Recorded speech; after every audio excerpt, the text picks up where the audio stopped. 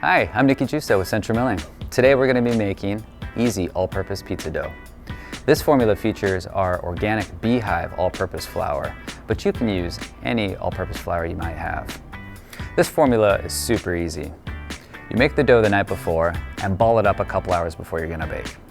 All right, let's make some dough.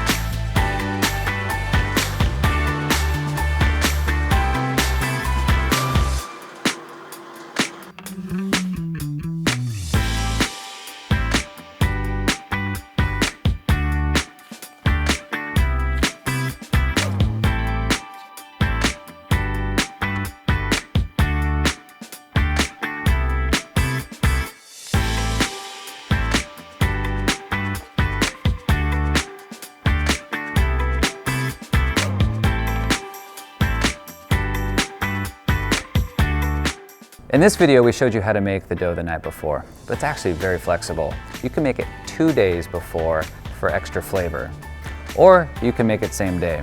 After you mix the dough, let it ferment for 2 hours. Then ball the dough, keep it in the refrigerator till about 2 hours before you're ready to bake.